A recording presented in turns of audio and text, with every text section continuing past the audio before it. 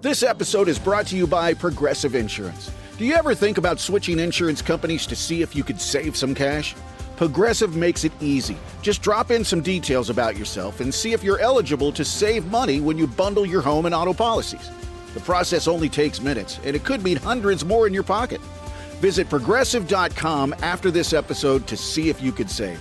Progressive Casualty Insurance Company and Affiliates. Potential savings will vary. Not available in all states. Now, back to the interview from a few minutes ago with Barnes, Leslie, and Jimmy. The best of the Morning X. 99X. The Morning X straight up. Let's go to Herman Darvig in New York City. You know, I always expert. Always enjoy having you on. Always have interesting things. Melissa, you're on the air.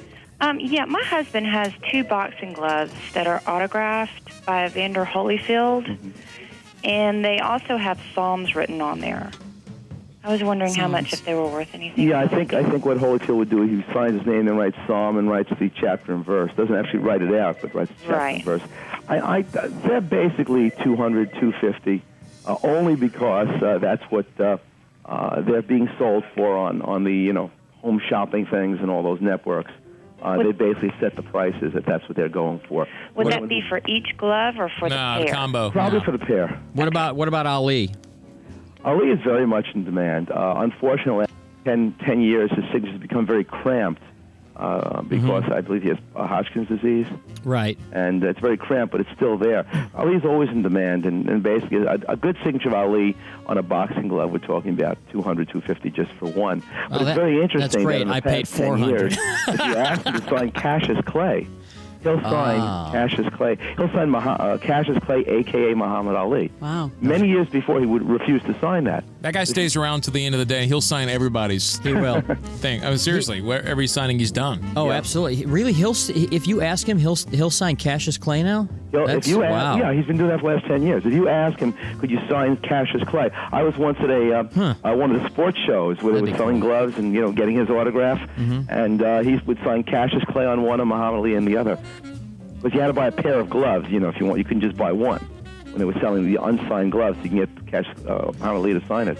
And he signed one on Cassius Clay and one Muhammad Ali. Hey, what do you got? Well, I have 2. One is I have a edition of Profiles in Courage that my uncle got when he was up in Boston. It's signed by John F. Kennedy. And then in 1992, I went to the Democratic Convention, and I got his son to sign the back end of the copy of the book. That's so I have cool. father and son on the same book, written by John F. Kennedy. And then I have a napkin that I got up in New York signed by Andy Warhol, and he wrote down there 15 minutes. So I got both of these under lock and key, but just wondering what they're worth, and no one's ever told me anything like that.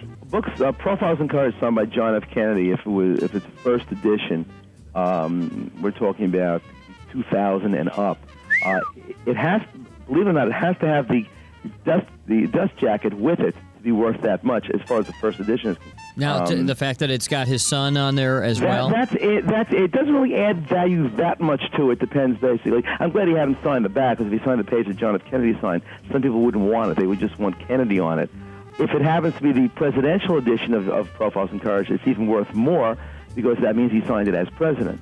And signatures of presidents are always worth more if they're signed in office. And the Warhol? The Andy Warhol, probably about $100 because that 15 minutes, because that, as I told you before, is a famous quote of his, that everybody will be famous for 15 minutes.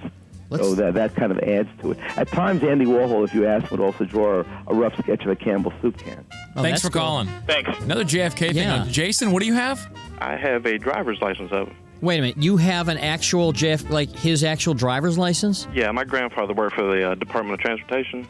He was a Georgia State Patrol. And whenever whenever presidents went to different states, they would go by and give them a commemorative driver's license or something to that effect. There were a lot of them made? I mean, is it a mock-up? Is it a real license? This is laminated and got his thumbprint on it. Huh. Is it signed by him as well? Oh, yeah. JFK.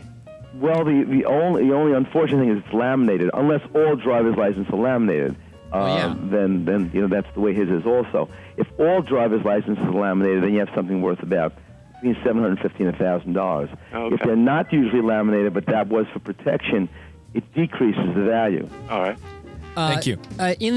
Going back to baseball for a second, of all the baseball players today, Herman, who has the most valuable autograph? Who or what players have the more those who valuable? arrived today, it's Joe DiMaggio and Ted Williams, first and second, only because what they charge for their signature when they go to these baseball shows around the country. What about players now? Yeah. Players now, right now, it has to be Mark McGwire. McGwire, maybe Griffey Jr. I've heard McGwire first, only because most people think that he will break Maris's record. I keep hearing that Ripken is the hardest autograph to get.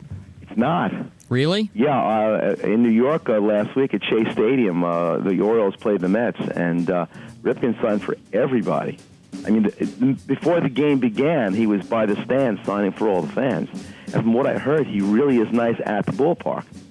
After the ballpark, of course, the police rush him right to his car or wherever he's going.